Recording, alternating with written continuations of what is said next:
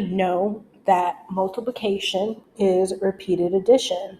So if I have 2 times 3, that's the same thing as saying 2 3 times. So 2 plus 2 plus 2, and we get 6.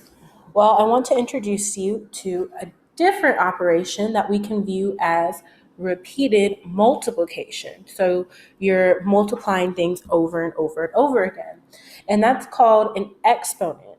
Okay, so for example, if we have 2 to the power of 3, okay, you might be tempted to think, okay, this is 2 times 3, and it gives you 6.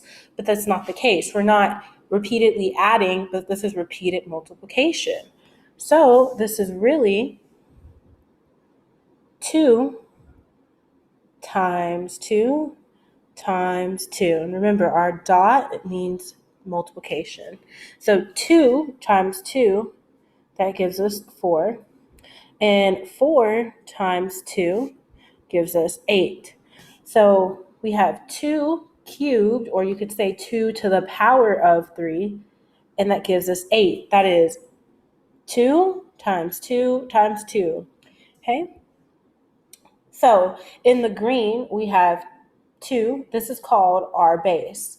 That is the base number. Your exponent in blue, which was 3, again, this is your exponent. The little number is your exponent.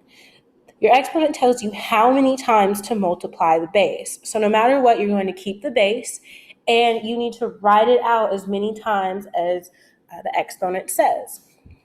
So for example, if we have, let's say 3 to the power of 2, okay, so I have 3 is my base in green, and 2 is my exponent. So what I'm going to do is I'm going to write my base however many times my exponent tells me to. So since the exponent is 2, I'm going to write 3 2 times. That means I'm multiplying 3 times 3. Well, 3 times 3 is 9.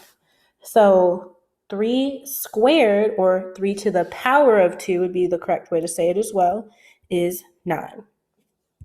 Okay, so we're not doing 3 times 2. That would give you 6, and that's not correct. So remember, exponents is just repeated addition. Okay, so you have your base, that's the big number, and then you're going to have your exponent, the little number. Your exponent tells you how many times are you going to multiply that base.